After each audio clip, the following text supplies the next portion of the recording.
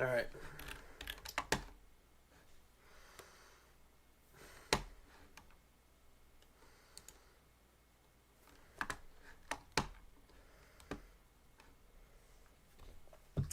I don't have that much time, so we're going to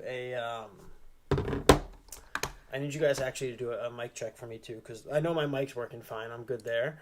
But what I'm going to do is just play the audio. Tell me if you can hear this. I know there's only a couple people so far. Can you hear this, the podcast? And there's an agenda here. So we hear one side, but we weren't allowed to hear the other side, and that's unfortunate. Can you guys hear that well? Tell me in the chat.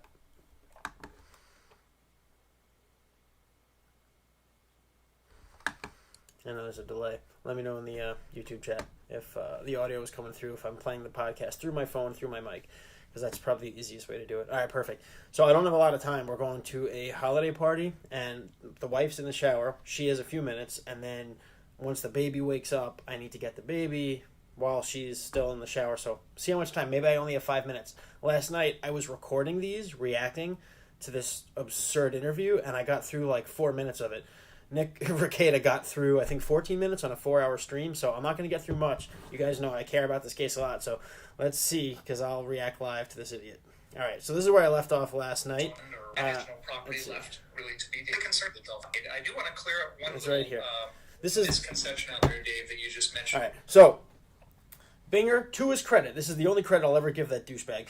He did correct him and say they didn't cross state lines, although he didn't correct him and say it wasn't an automatic weapon, which obviously it wasn't. It was a semi-automatic rifle. Very common. So I'll give him partial credit for correcting him here. I hear this from a lot of people. There's a belief out there that he crossed state lines with the gun, and that actually is not true. This is a weapon that never left the state of Wisconsin. It was bought in a small town in Wisconsin. It was kept at his friend's residence in Kenosha, and when he came up that day, he did get it from his friend's residence. But just a reminder, his friend Dominic Black is still being tried for... He's being charged under the same statute that Kyle was charged for being 17, under 18 with a weapon. The reason that charge was dismissed is because there's an exception in the plain text of the law that doesn't apply to him. You're allowed to be 17 years old in the state of Wisconsin with that rifle. That's why Judge Schroeder dismissed that charge. Now, Dominic Black has filed the same motion to have that charge dismissed, but it hasn't been dismissed yet because Binger's fighting it. He's also said he's going to appeal it. If the judge dismisses Dominic Black's charge, Binger has said, and I have sources who've confirmed this, he's going to appeal it as high and as far as he can because his intention is to hurt and to bankrupt this Black family as much as he possibly can because he's a miserable little snake and he just wants to hurt people because he got his ass kicked in court and he feels bad about it. So Dominic Black is a victim in this, and you guys need to remember that. All right, what else? More to your point, you're right. This is an individual who doesn't have any ties to the community, who takes it upon himself to arm himself and come down to a business he's never heard of. No ties to the community. Whose owners. His dad lives there. Grandmother lives there. School, work. No ties to the community. You would think that Binger never actually tried this case in open court. You would think he never heard any of these facts.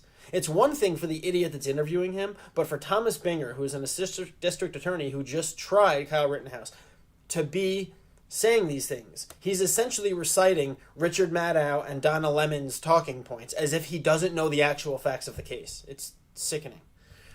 Enough to be there. They've emptied out the place. There's nothing left to protect except for 4 walls. And, one of the things I try to argue to the jury is this is an area of town where we've got a daycare, we've got multiple churches, we've got small businesses, we've got a school, and he's going to protect a used car lot. No offense to used car lots, they serve a valuable purpose, but really if you're really concerned about the community, that might have been like the 6th or 7th highest priority location in that area. But it's not his home. It's not a place he worked. There was no one inside. No one's living there. Remember, Binger put the Kingery brothers on the stand, knowing full well that this video existed of the brothers with all of the entire team that was there armed that night. He put both of them on the stand to say that they had no idea why they were there. They never asked them to be there. They don't know who they are. They never asked anybody to guard the property. They lied to cover their asses for insurance purposes. And Binger put them on the stand in suborned perjury, knowing full well this video existed because he had all this video. All of this was supplied to him under subpoena. Oh, what a scumbag. And he's talking about it now as if none of this ever happened. It's astonishing. There's no property left really to be damaged. And I think we're dancing around the real point here, which is that this is a kid who had his own agenda. And this is the point of the trial that we couldn't get to because the judge wouldn't allow us to. But this is a kid who had his own beliefs, who had his own agenda, who wanted to make a point, and he was clearly on, to simplify things, on one side of the public debate here. And I'm not trying to criticize or defend or whatever either side. Everybody's entitled to their opinions, but let's not hide the fact that he was there because of those beliefs, and he was there to strike a blow for those beliefs. And it became this veiled, subtone in the trial of, these looters, these arsonists, these Black Lives Matters need to be stopped. They deserve to be killed because of what they're doing to our community. And it goes back to the point we talked about earlier, which is we should be allowed then to give the other side of the story, which is this is someone who's associating with Proud Boys. This is someone who... Okay. This was the shorter video I did last night responding to this. The Proud Boys is not a white supremacist group. The president is an African-American. He's Afro-American. He's Afro-Cuban. He's black and Cuban.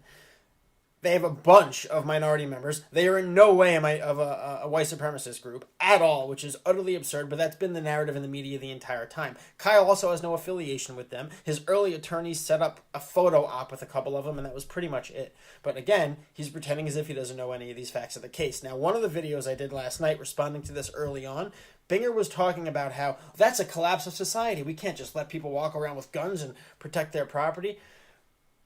That actually is what hit me hardest about what he said early on, because that's not the collapse of society. Society coming back looks like people saying, I've had enough. I'm not going to let these people destroy my life, kill me, kill my loved ones, and destroy everything I've ever worked for. So the collapse of society is when the government and the citizenry that pays that government with their taxes and expects that government to be there to protect them leaves them high and dry. When they are left alone on their own, and the government is in dereliction of their duty and does not supply those services that these people have paid for. They don't provide police. They don't provide fire. They essentially cede that ground and tell rioters and arsonists, go have free reign. You're upset because of a fake news story that claimed that this piece of shit who pulled a knife on a cop was actually unarmed, even though that's not true. So we're going to let you guys just burn down the city because the tax-paying citizenry that pay for the welfare that we give to you people deserve to have their businesses burned down. That's essentially what happened. And when you are left like that and the government is not there to back you up, that is the collapse of society. That is a collapse of the social contract. And he says the exact opposite. And he firmly believes it because he's repeating it again right here.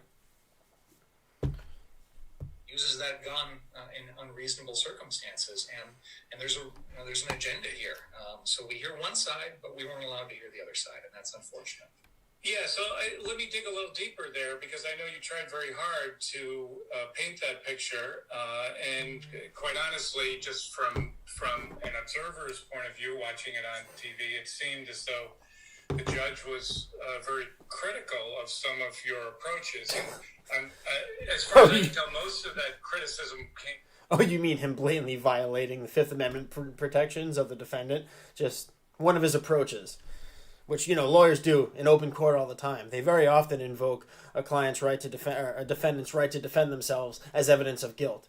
Maybe if you're talking specifically about cases in which criminal convictions have been overturned, in that small subset, yes, lawyers do employ that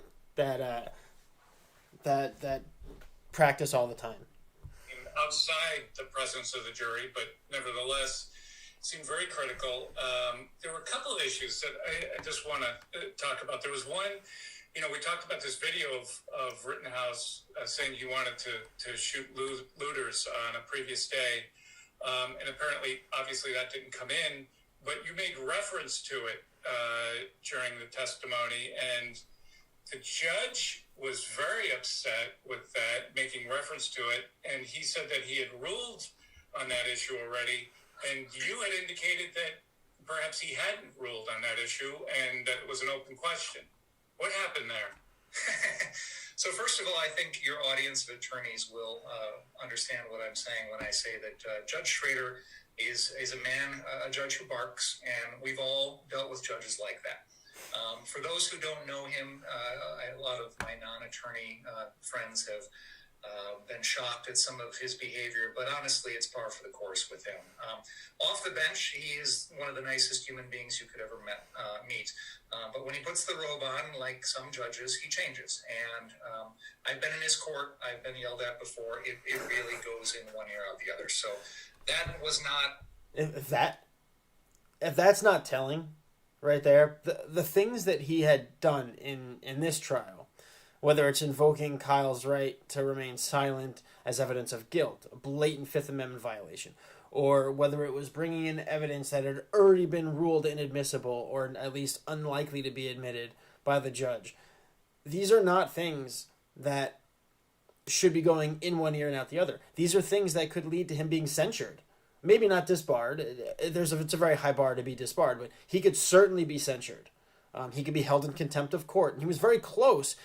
The judge said he was so close to saying, you're over that line where this should be a mistrial. But he didn't say it because once he says that, he can't walk it back. So he actually said, you're right at that line and you may as well stepped over it. And then the next thing the judge just said was, and I'm just going to leave it at that. Because he knew if he said that, he would have had to declare a mistrial because you can't say that and then not declare a mistrial.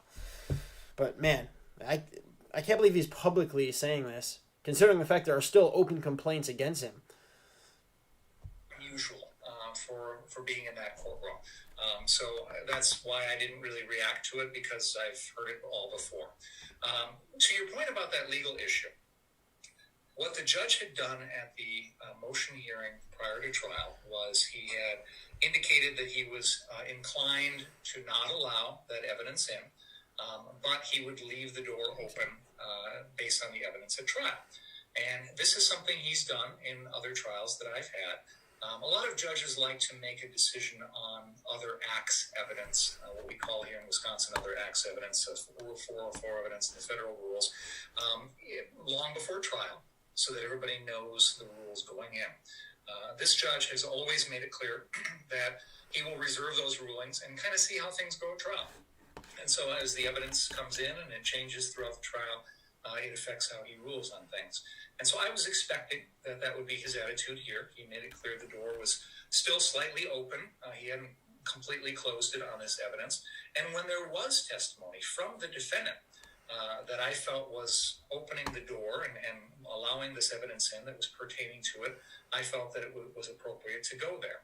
I think his biggest issue was that he felt I should have raised that with him ahead of time. But of course, I'm in the middle of cross-examination. I can't just pause. It doesn't matter. So for those who don't know, when you have an evidentiary hearing, if you watch enough trials, you obviously know this. I'm not a barred attorney, but I know what I'm talking about. You have an evidentiary hearing. The judge can say, I'm admitting this evidence, or I'm not admitting this evidence for trial. He may reserve judgment until later.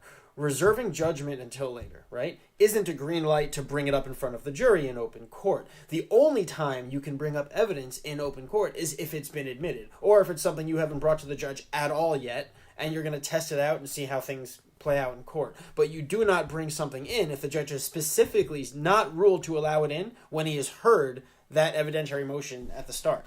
So at no point did the judge say it's okay to bring this information in. So when he tries to do it on his own, of course the judge is going to get pissed. And the fact that he's pretending to not understand that, this is what's weird. He knows what he's saying right now is a lie. So either he doesn't want to admit to wrongdoing because he's afraid he might get censured because he knows there are people gunning for him, because a lot of people and a lot of attorneys are pissed with his conduct throughout the trial. So he's just sort of playing it up and pretending to play dumb, even though he knows better. Or he's genuinely just that much of a douchebag where he really is that horrible of an attorney. And I'll be honest with you, I think he's a pretty bad attorney because there were several points where he really dropped the ball in this trial. For instance, he never asked Kyle if Kyle raised the rifle in that scene with Szymanski. So if you guys remember, I was talking about how I have some video where it actually kind of looks like he does, but it's still grainy, but that's irrelevant. Whether or not he did doesn't matter because Szymanski's walking towards him with a loaded gun, right? So Kyle would have had every right to briefly raise that rifle to make sure that he was protected so this guy wasn't about to kill him. But none of that matters because even if that did initially provoke some sort of conflict, he jetted. He was sprinting away as fast and as far as he can. Once you do that, you can't. It's not like If you pull a gun on me, I can't chase you down for 7 miles and murder you and get my revenge, right? Once you run away, you've done your duty. You've tried to get the hell out of there. And now you are obviously welcome to defend yourself if I continue to pursue you. So it didn't matter anyway. So that's why I don't want to belabor the point. It's irrelevant. Kyle's free, and that's all that matters. He's home where he should be. But in that situation, Binger never once actually said to him, yes or no, did you raise the rifle? There were 2 questions, and I relayed this directly to the defense team because I wanted them to be aware of it. The prosecution had said to the judge, one of their justifications on why they can repetitively show that video over and over to the jury, because that could be prejudicial, right? If you show a blurry video to the jury, after looking at it 400 times, they might say, oh, now I'm starting to see it, right? So their eyes can play tricks on them, and whether or not it's theirs is irrelevant anyway. So I told the defense, in order to preclude them from doing that, just remind the court, because one of the things that Krause, the other attorney, had said, the other prosecutor, was we are impeaching the witness because Kyle Rittenhouse went on the stand in his own defense and he said that he never raised the rifle. So that gives us the right to impeach his testimony, and however many times we have to show that video, so be it. He never said he didn't raise a rifle on the stand. Binger, shitty attorney that he is, and me, somebody who's not a barred attorney, who watches trials and comments on them and is a legal researcher, came up with better questions than this guy who's supposed to be a seasoned prosecutor. He never asked a yes or no question. Did you raise the rifle in that instance, yes or no? The 2 questions were, do you see what's happening on the screen? Does it look like you're raising the rifle? And Kyle said, no, it looks like I'm actually pointing it at the ground at that point. Second question, so you don't remember raising the rifle? And Kyle said, no. Not remembering something is not the same as saying that I didn't do it. Every attorney knows that. Every trial attorney knows that you have to ask a yes or no question, and preferably one that you know the answer to. I don't know how I got so far off track there, but let's get back to it. Judge, I need a 5-minute recess so I can ask you whether or not I can go down this line of questioning. And I think it can't be overemphasized that we're talking about a cross-examination in a double homicide case. I'm sorry, but there's a lot of leeway in that type of situation. This is a defendant who's taking the stand and is testifying about 2 killings that he committed. I'm entitled to a little leeway here. This isn't something where I brought in a third witness to talk about this video, something like that. I didn't put it in my case in chief at all. But now we're on cross. Now he's taking the stand. Now he's got to answer. And I think in those sort of situations, I think courts should allow us quite a bit of leeway. And unfortunately, he didn't. But again, the verbiage, the words he used, the way he addressed me. It really is par for the course. So you've been... It's so par for the course that throughout this trial, we never heard him talk to any other attorneys that way. But I think Schrader knows exactly who Binger is. Before Judge Schroeder, before. So I've done trials with him, and I did trials with him over 10 years ago. I was in his court on a regular basis for over 2 years in our office. I think this is my 3rd homicide trial with him. So I've done quite a few trials in front of him, and I'm used to him. Our entire office is very familiar with him. He's a judge, like I said, who's got a lot of bark. Oftentimes his bark is worse than his bite, like is true for a lot of judges. But you have to have... He knows him so well. He says personally, outside of the courtroom when the robe is off, he's an entirely different, very nice person. Why does he keep calling him Schrader? His name's Schroeder. Is that an accent thing? Because none of the other people, Richards and all these people, Havoc and weird Wisconsin accents, not one person pronounces O's as A. His name's Schroeder. Schoeder. That's weird. I just noticed that. Because he made me say Schrader in response to what he was saying, but his name's Schroeder. That's the judge's name. Skin in there, and you have to understand that there are times when he's going to use you as an example for whatever he's upset about. There are judges who have different demeanors, as we all know, and some of their demeanors are more pleasant than others. And like I said, off the bench, he's an absolute prince. But in his courtroom, you have to be prepared to take a licking every once in a while. And like I said, been there before, used to it, didn't really affect me too much. So watching, this is the first time, obviously, I've become familiar with him and many people.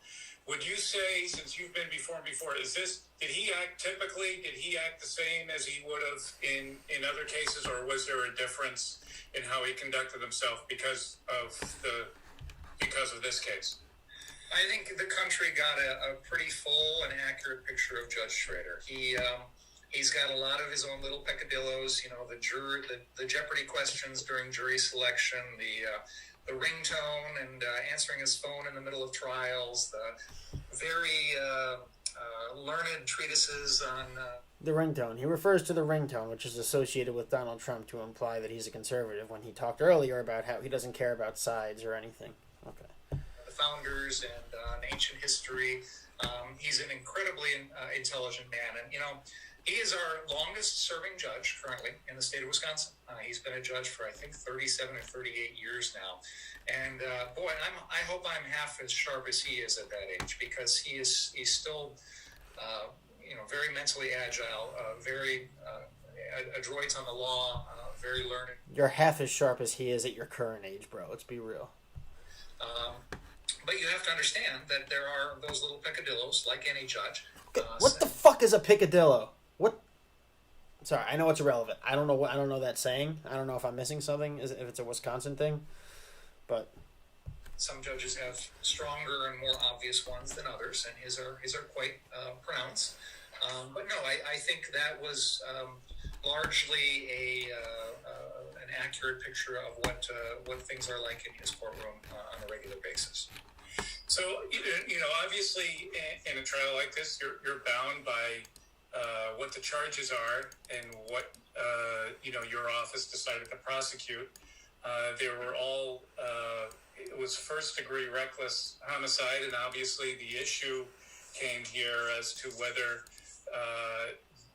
there was self-defense. And in Wisconsin, when self-defense is raised, the burden is on you as the prosecutor to show beyond a reasonable doubt that it wasn't self-defense. Obviously, a very difficult standard. But I want to ask you about, why wasn't there? Wisconsin has a second-degree homicide where you could have charged second-degree homicide with the position that the defendant thought he was entitled to use self-defense, but his use of force was unreasonable. Why wasn't the second-degree homicide brought? So, there were different charges for the two homicides here. The first killing was of Joseph Rosenbaum. That was charged as a first-degree reckless homicide. The second-degree intentional homicide would not have been a lesser included on that offense. It's kind of a different line of creation of. So you would have had to make a choice to go with one or the other. Right, and with that particular incident, we considered that a reckless homicide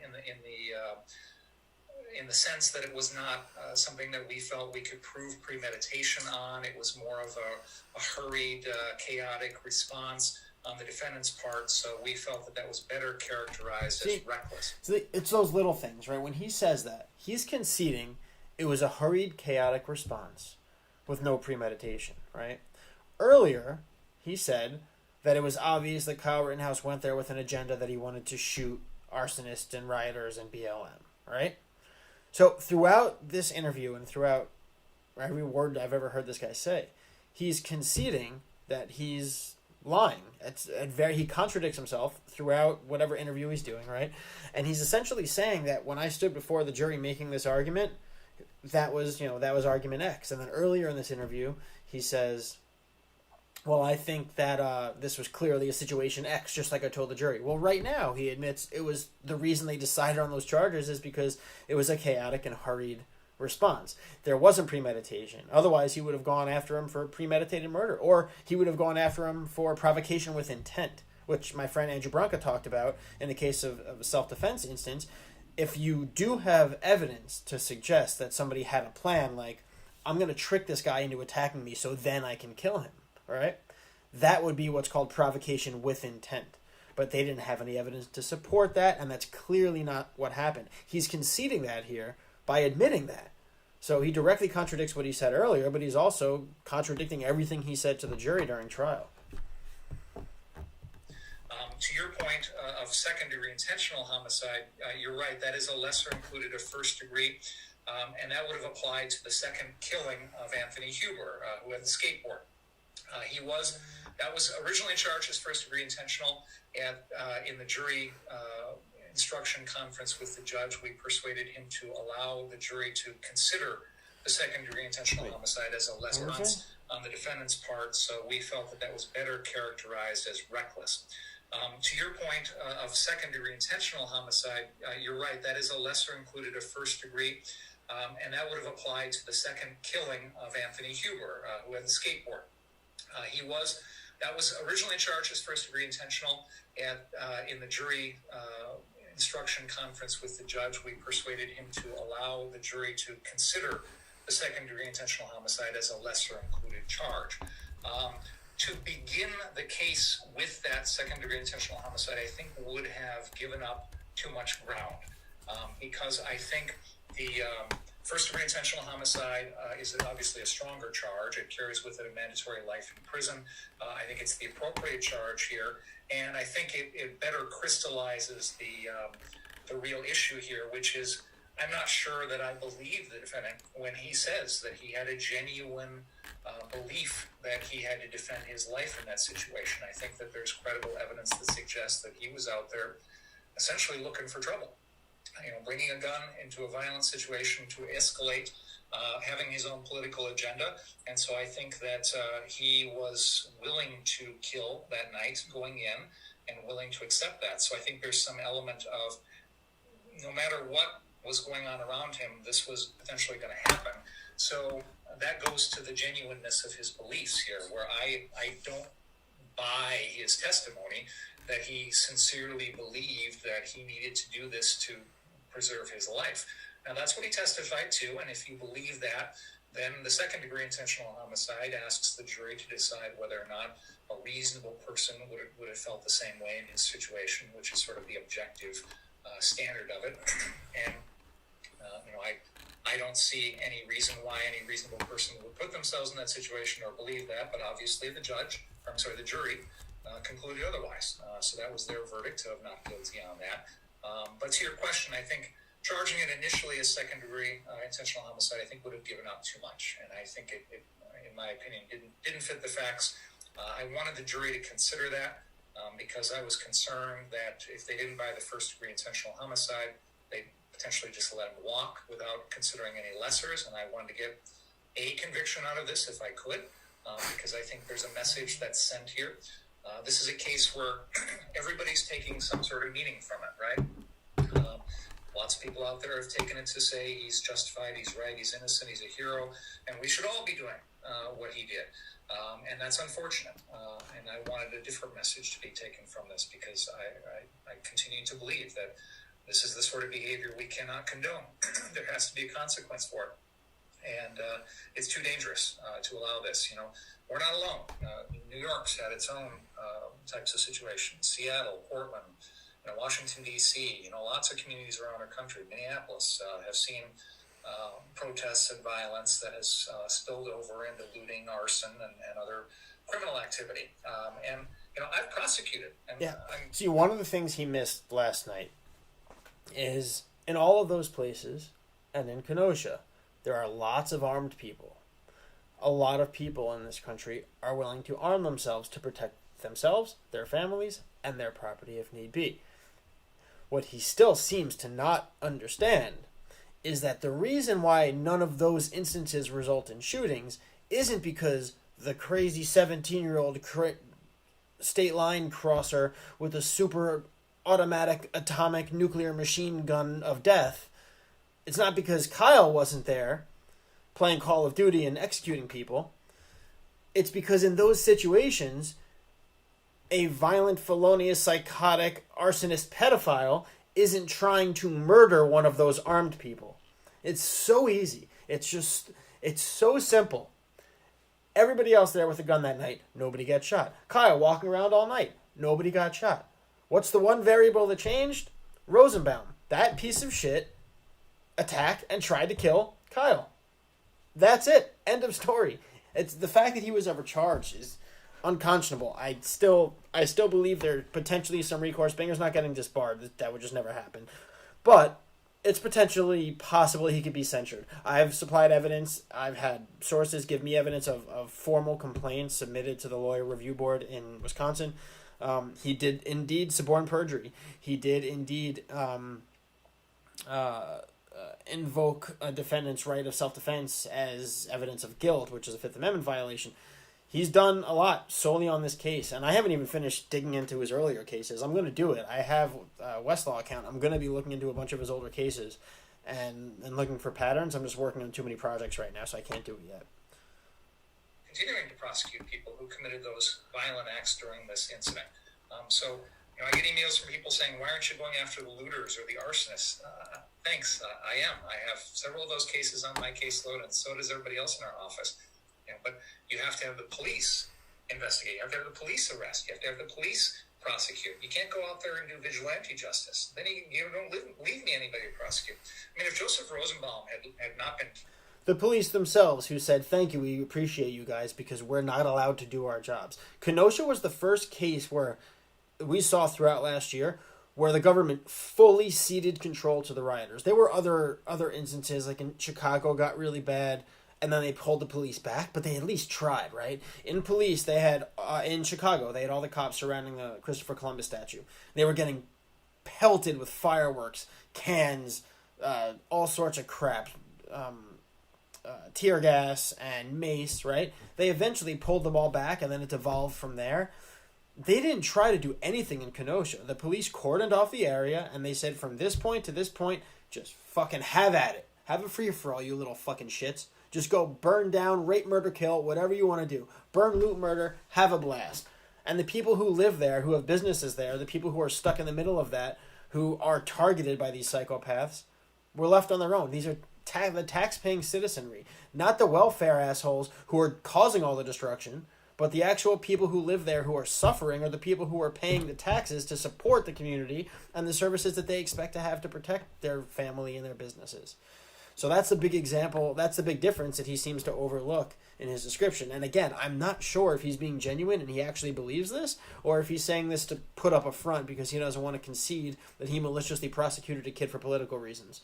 Because that's really the only other option. If he concedes that what he's saying right now is bullshit, then he's more or less admitting that he prosecuted a 17-year-old innocent kid for political reasons. That night, and I had all the video and photos that we wound up having, I would have charged him with arson, and I would have taken him to trial and hopefully convicted him, and maybe he would have gone to prison for committing arson. But he wouldn't have been killed. We don't kill people for arson. Right. And I think... No, but we kill people for trying to kill people! This is what happened last night. I got so angry. I was screaming at my phone. I couldn't even record videos. I probably just woke the baby.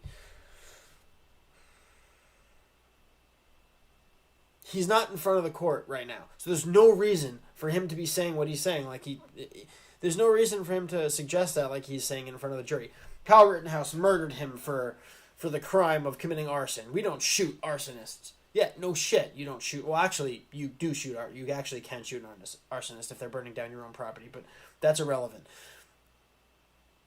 Even if that was in dispute, that's not what happened in this case. He wasn't shot while he was lighting a match. He was shot while he was trying to kill an armed person.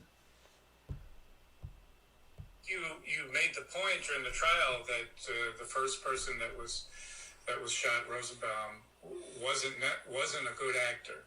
That he did these things that were criminal.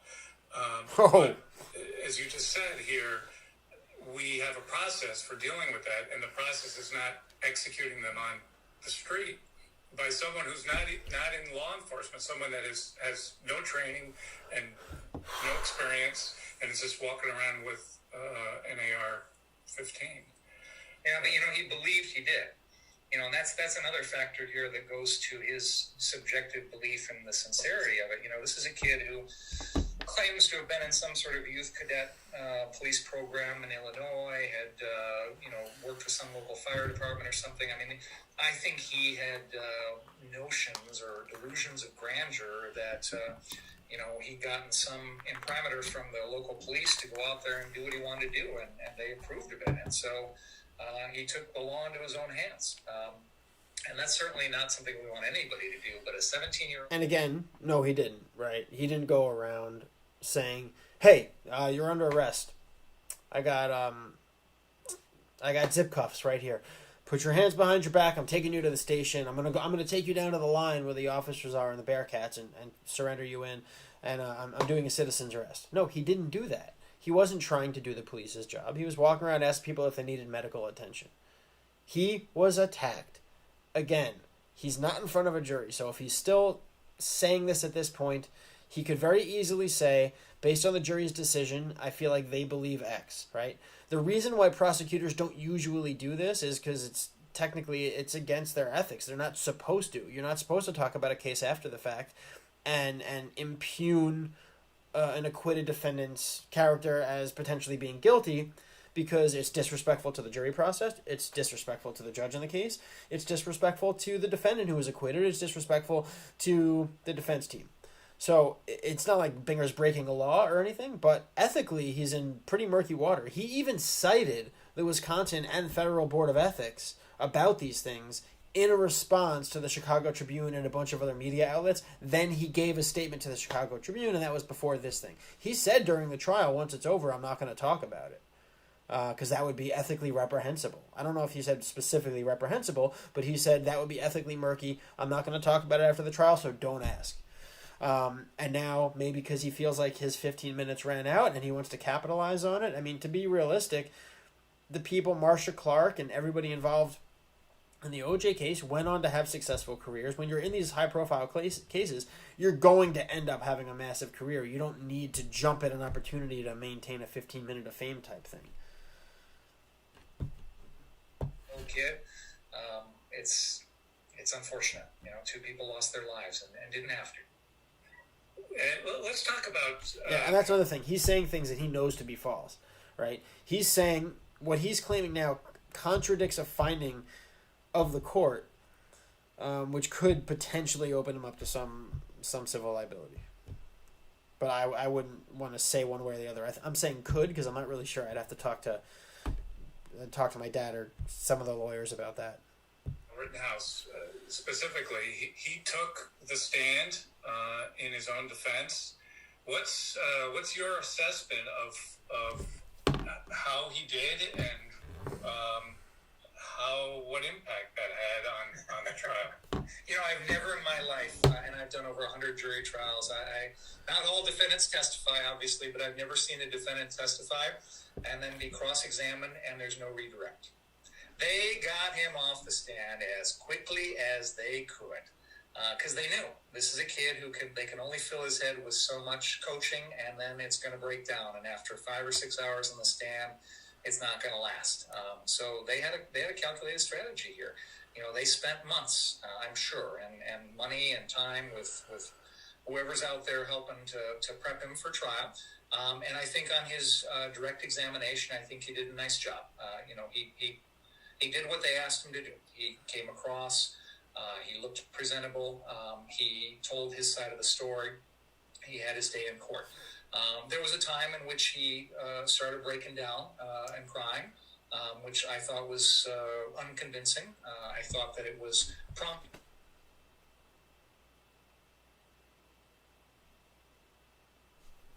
Hold on. Unconvincing, right? That's what the leftists say. Now, for a leftist to say unconvincing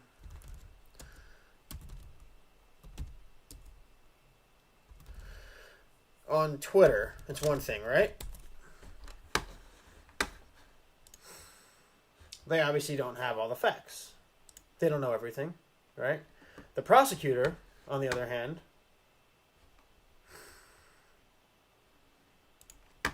you guys see this?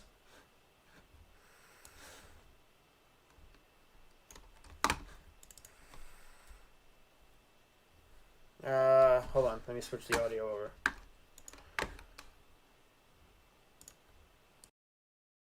If you can't hear this for some reason, tell me in the chat, but you should be able to. You will hear more of what he told officers. For that, we're joined by Charlie DeMar. Charlie. Marie, almost instantly, videos went viral showing Kyle Rittenhouse shooting and killing 2 people in Kenosha. During interviews with police, Rittenhouse and his mother expressed more concern for the social media backlash than the people who were shot. Mom, look at me. Look at me. It's okay. I'm gonna be okay. Mom, can you breathe? I don't want you to have a heart attack. Cause I need you. Kyle Rittenhouse and his mother Wendy sat inconsolable at times as they met with detectives at the Antioch Police Department for hours. Kyle asked to talk to a therapist. I don't want to be one of those people that lives with PTSD the rest of my life. Sure. Rittenhouse was arrested for shooting and killing 2 men and injuring another with an assault-style rifle. The Illinois teen traveled to Kenosha, Wisconsin during the unrest after the police shooting of Jacob.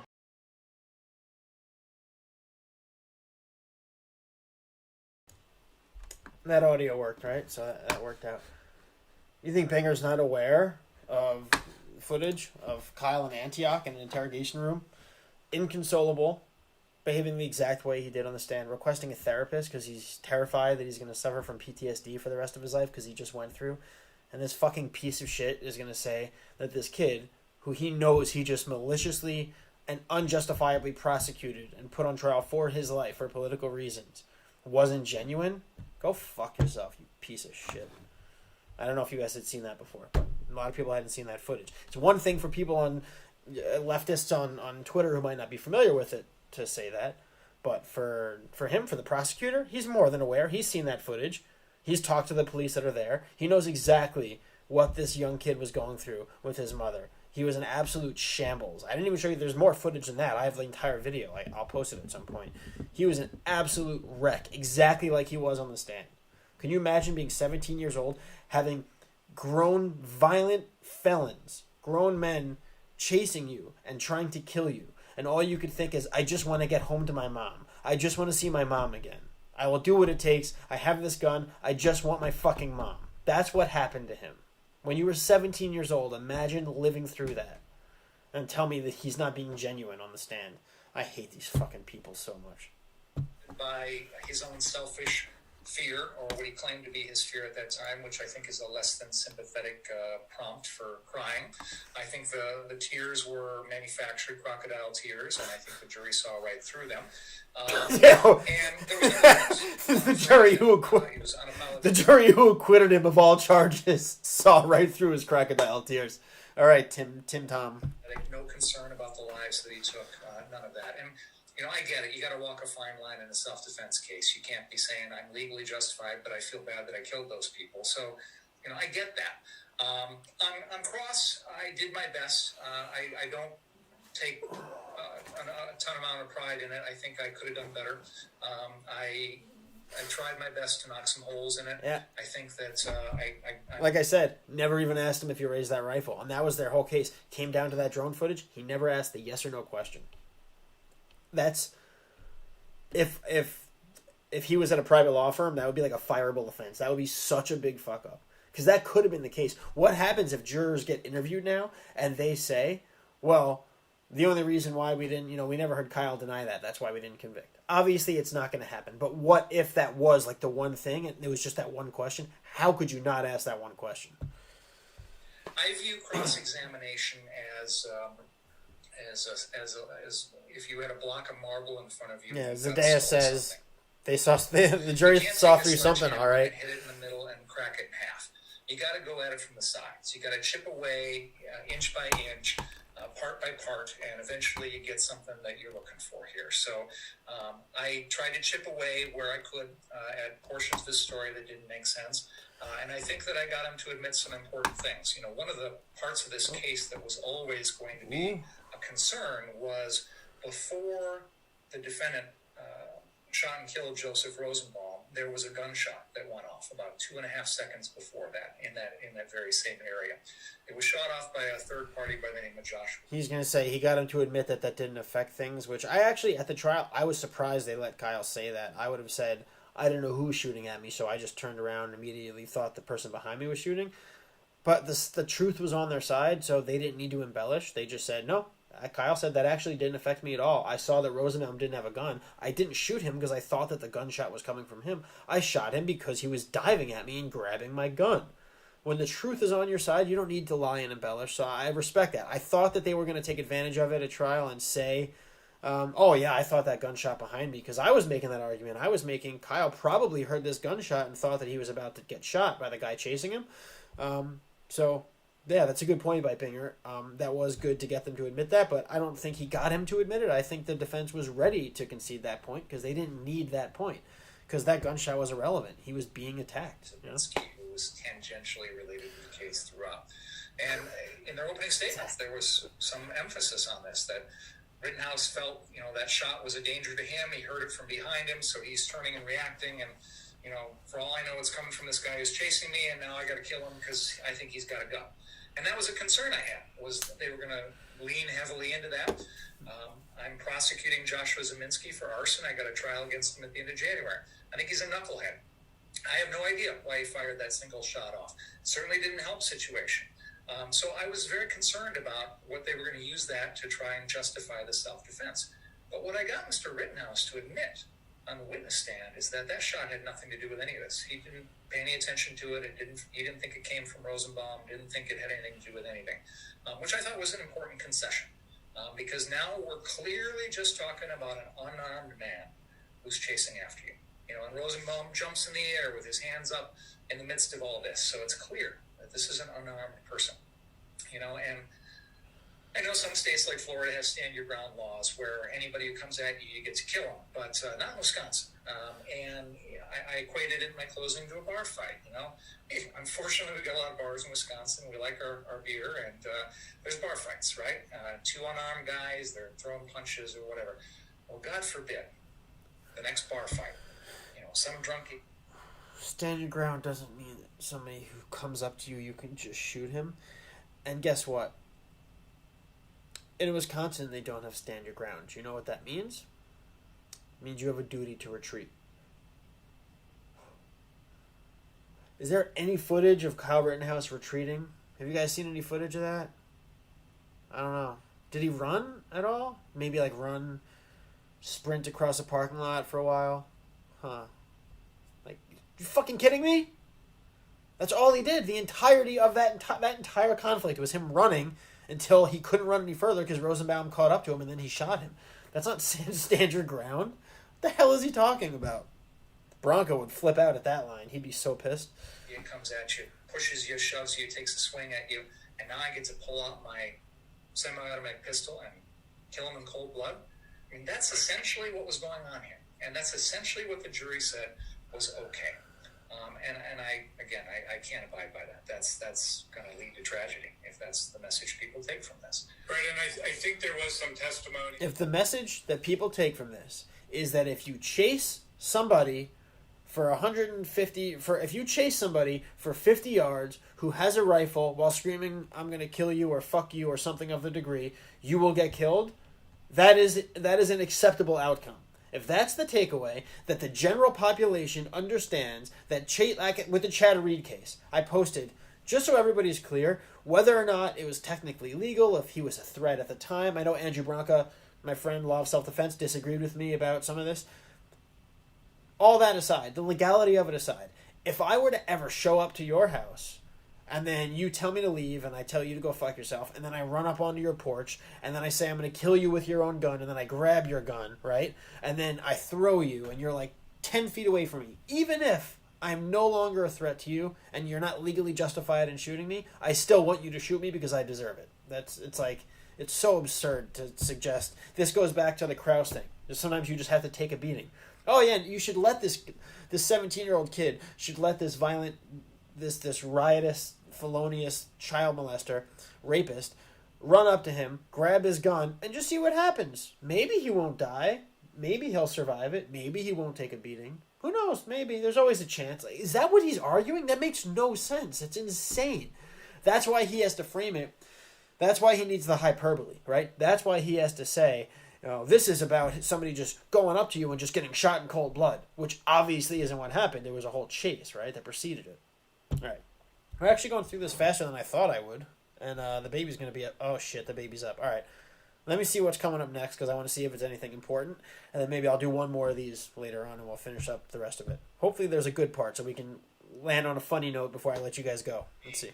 From others that saw this Rosenbaum operating before that he, appeared obviously a little bit off, and others were just avoiding him. They, walked the other way, and that kind of diffused it. And Rittenhouse obviously chose not to.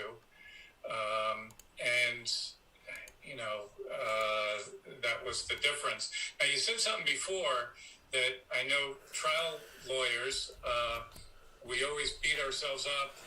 We're probably our worst critics internally. But you said you thought you could have done some things better. Now, with a little bit benefit of hindsight now, is there something that you're thinking maybe you could have gone into? I know it's a tightrope. You don't want to push too hard because you don't know what kind of answer you're going to get. But what do you think? What are you thinking that maybe you could have done a little differently? One of the things that I was on the fence about at that particular moment in time was how deeply I wanted to go into the photos and the videos of the actual shootings themselves. I had heard from others that when I had previously played video of Gage Grosskreutz, for example, with his arm nearly blown off, when I played video of Joseph Rosenbaum gasping out his last breaths, that the defendant looked away. He was uncomfortable seeing the fruits of his labor. And I considered whether on the witness stand I would confront him with that and make him look at his victims, make him look at what he had wrought and own it. You're here telling us that you were right, that these people deserve to die. Well, here they are. Now, look them in the eye, unflinching, and own what you did.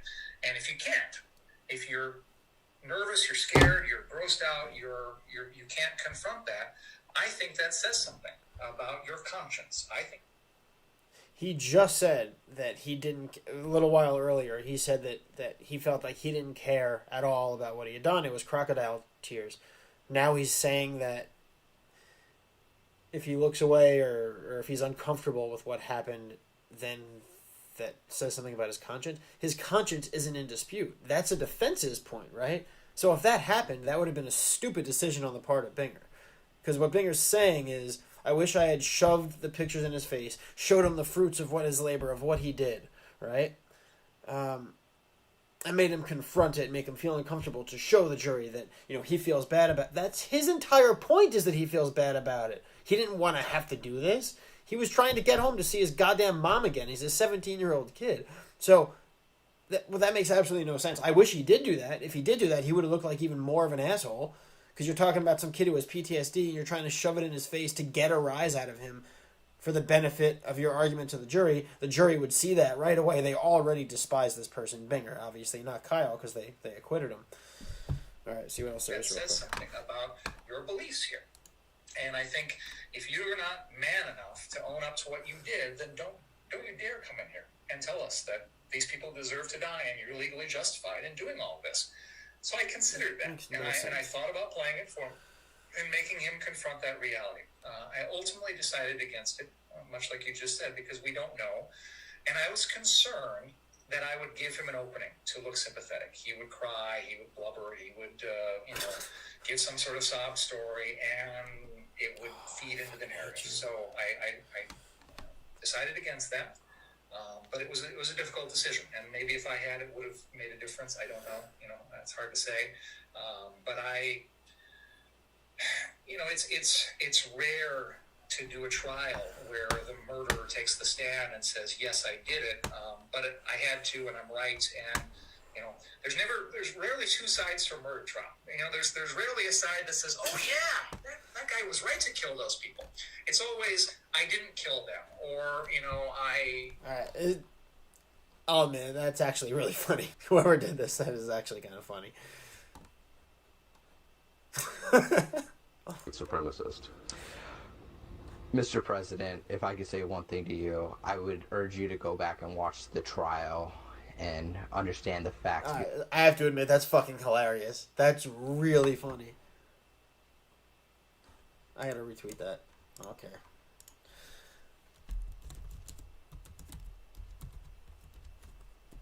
Ah.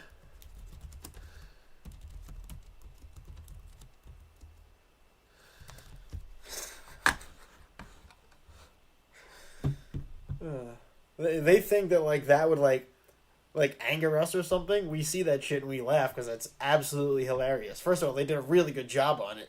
It looks perfect, but it's just so absurd. That's fucking hilarious. I wasn't there. I have an alibi, or it was someone else. You know, it's always trying to dodge the actual crime.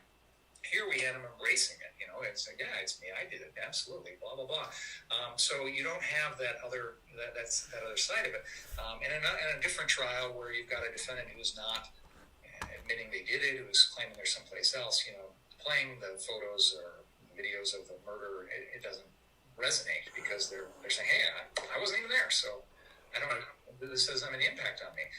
So it was an unusual situation that I haven't really encountered before, where you've got somebody who's, you know, owning up to it. And so I wanted him, I thought about, you know, making him confront all that and seeing it face to face. So maybe that would have made a difference. Who knows? It's hard to say. And I guess as a prosecution, you have to balance that. You don't want to appear, you know, mean or insensitive, that you're, you know, pushing the, you know, the most salacious parts of what happened, and obviously if you're putting it in front of the hand, you're putting it in front of the jury, and you might appear, it might make you appear. You're exploiting the victims. You're cheapening it. So there's those factors as well. And you know, I'm dealing with victims who have families. You know, they're there, and I've got an obligation to them as well. So I was concerned about that too. That's an absolutely an excellent point, Dave. Have you had a chance to talk to the families at all since? I have not. A couple of the families were largely participating by essentially by Zoom or, you know, remotely. We had Mr. Huber's closest. The person in his family that he was closest to was his great aunt who testified, and I didn't get a chance to talk to her afterwards, but I know other folks in our office did. And then Mr. Grosskreutz and his attorneys, we've had a little bit of communication since then, but not me personally. You made another strategic decision during the trial. You characterized Rittenhouse as what you called an active shooter, and you used that term, active shooter. What was the thought process that went into using that? And I the question I have is, by using that term, did you... All right. Baby is still stirring, so I gotta go. I was kind of hoping before maybe you'd get to like some of the gun stuff. For those who don't know, I have guns. I know a lot about guns, and that was frustrating for me. It was just driving me nuts. I hated that because, like, they had no idea what they were talking about with the gun stuff. So I figured if they start talking about it, I have my carry because I'm going to be heading out to a party soon.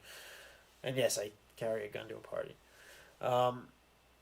But like the last time I did a stream, I explained everything on an AR and showed stuff. So I was going to talk about that stuff, but there is still like 20 minutes left for this interview. But this was awesome. I like doing this. So I'll do another one of these like later tonight, and then I'll just have a part 1 and a part 2. Really quick before I go get the baby, were there any questions in the chat? Somebody tagged me. What do the people that hate Kyle think? Do they think this asshole won't do this to a person of color? Yeah, exactly. Well, I think this asshole will do whatever his politics dictates that are best for him or for what he considers to be his side.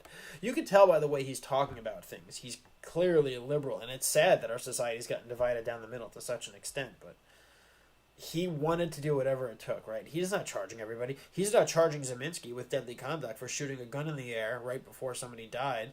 He's not charging him for that. He's not charging Jump Kick Man for assault, or Gage Grosskreutz for a DUI that he let him go of before he took the stand. He's not charging him for attempted murder against Kyle. He's saying it's all Kyle's fault, and anybody else who did anything involving this entire situation gets a free pass because this evil conservative was so horrible. Even though Kyle said, which was a stupid thing to say because they want him to die, that he supports BLM. I mean, realistically, he probably does. He's a young kid. He doesn't know any better. He thinks that there are negative actors who jump into that crowd and doesn't realize that the entirety of the crowd is a Marxist organization. He doesn't have that education and that experience yet. Hell, he's getting it quick. So he says he supported them.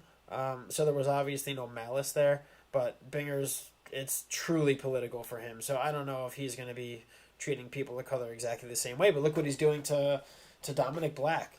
He's openly said that if Judge Schroeder dismisses the charge against Black, which he should, it's the exact same charge that Kyle had, which was dismissed. So the motion to dismiss for Dominic Black that his attorneys put forth, that I've suggested that they refile, include that decision from the preceding case as precedent to say, hey, D.A. Binger, hey, Judge Schroeder, you guys just agreed to dismiss this charge against Kyle Rittenhouse.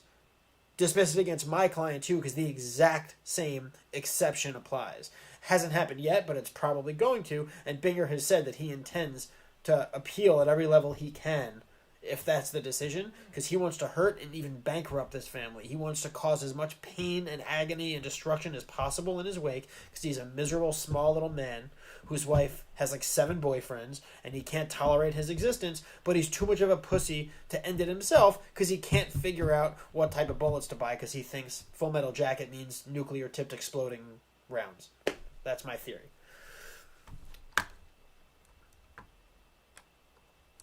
So, like I was saying before, no one's going to get Binger disbarred, but if there are enough complaints, he could be censured, which goes in his official record. I should probably do a FOIA. I could do a public records request and see if I can find out if he has any formal complaints from years past. But I've already gotten my hands on a couple that have gone to the regulatory board in Wisconsin. I think it's a Wisconsin lawyer regulation or something. It has a kind of a weird name. I posted about it. Here, well, let me just show you really quick. Let's do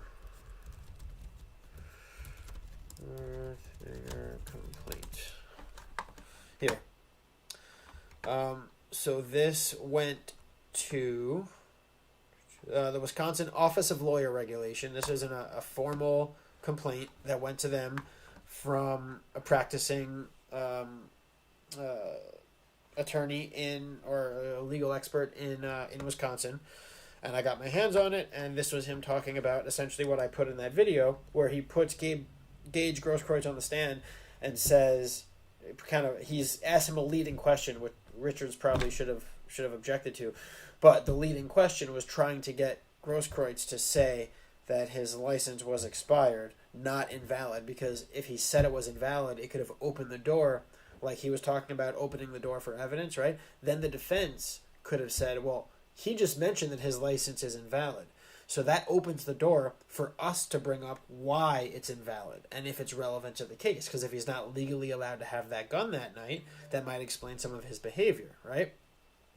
So I think that Binger had prompted the question in a leading way to get him to say expired instead of invalid, because if we knew it was invalid, then the jury would hear about his felony burglary and stuff, which I don't think I've actually printed those documents in full. I have all those documents. A lot of that stuff I'm going to put on my new locals.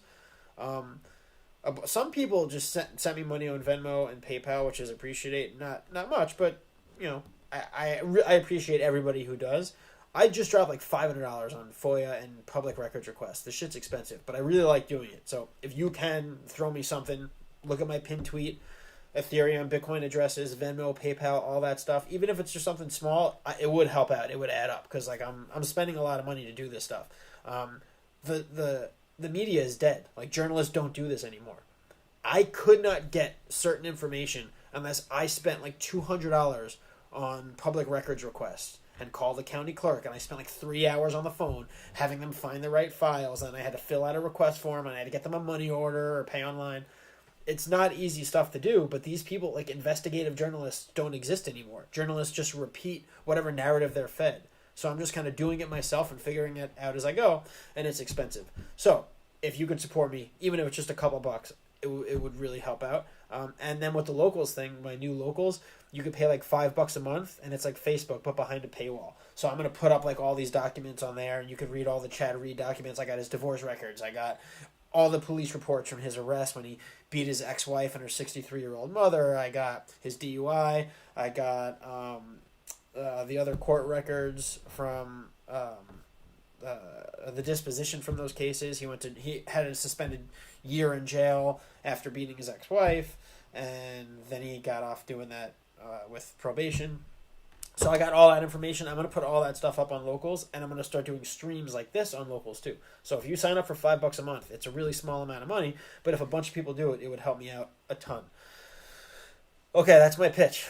Thanks, guys. For those who have thrown me like small donations here and there, a couple people sent me big ones, which was awesome. But this was over the course of like a couple months, so 2 of those obviously go pretty quick. I'm spending a lot of time on this instead of my normal job. As you can imagine, I'm doing this shit like all day.